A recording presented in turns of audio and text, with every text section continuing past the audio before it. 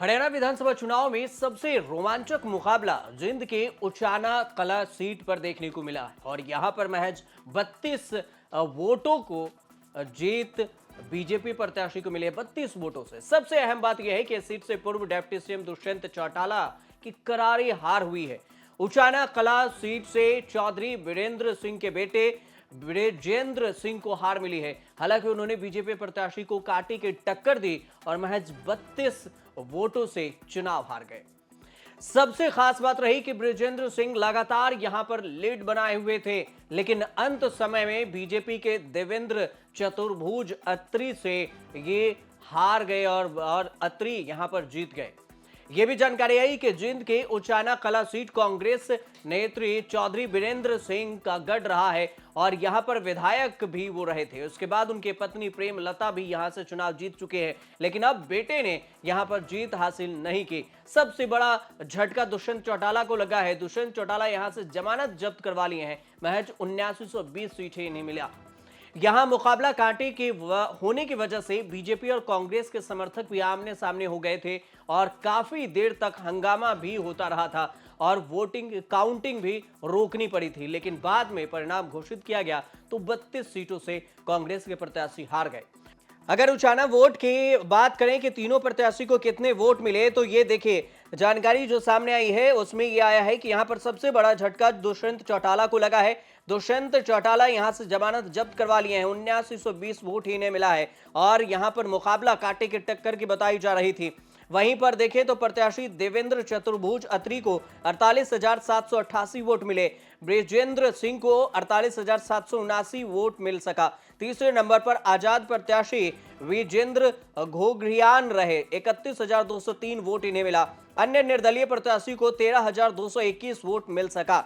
Deputy CM रहे दुष्यंत चौटाला की ऐसी दुर्गति होगी ये किसी ने सोचा तक नहीं था, लेकिन जनता ने उन्हें आईना दिखाया है कि इस दौरान दुष्यंत चौटाला ने सोशल मीडिया के माध्यम से लिखा कि सीखने संभलने के लिए 5 साल स्वीकार है, हिस्से आया हर संघर्ष स्वीकार, हकों की लड़ाई को सड़क स्वीकार और आपका फैसला बेधड़क स्वीकार।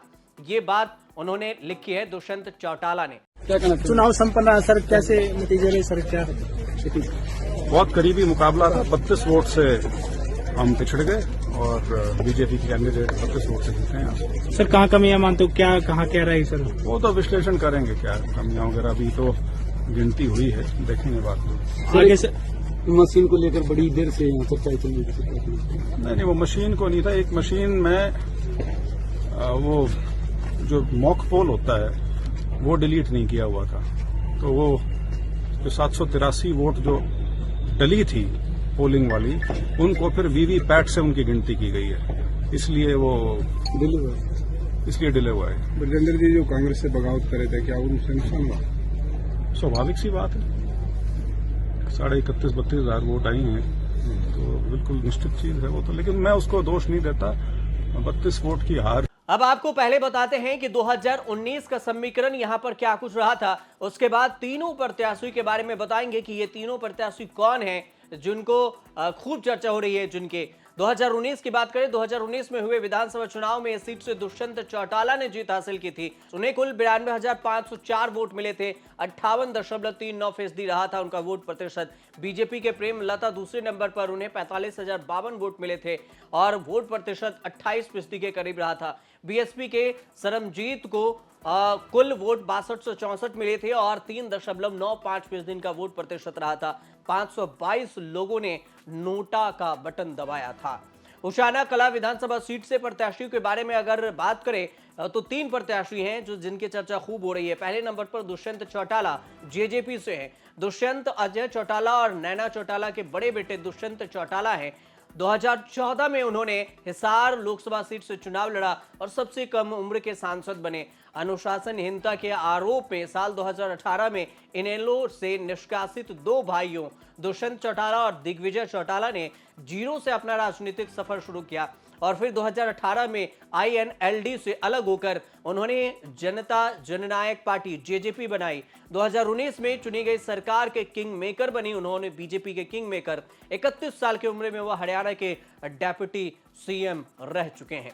दूसरे नंबर पर बृजेंद्र सिंह हैं कांग्रेस से। बृजेंद्र सिंह पूर्व केंद्रीय मंत्री वीरेंद्र सिंह के बेटे हैं। बृजेंद्र सिंह भारतीय प्रशासनिक सेवा के पूर्व अधिकारी भी रहे हैं। 21 साल तक देश की सेवा करने के बाद उन्होंने स्वैच्छिक सेवानिवृत्ति मतलब वीआरएस ले लिया। 1998 में उन्होंने सिविल सेवा परीक्षा में 9वीं रैंक हासिल की थी। वो हरियाणा के जींद के मूल निवासी हैं और साल 2014 में बृजेंद्र सिंह ने कांग्रेस का साथ छोड़ा था, जिसके बाद वो बीजेपी में शामिल हो गए। 2024 के लोकसभा चुनाव से पहले उन्होंने फिर से कांग्रेस में वापसी की और कांग्रेस में शामिल हो गए।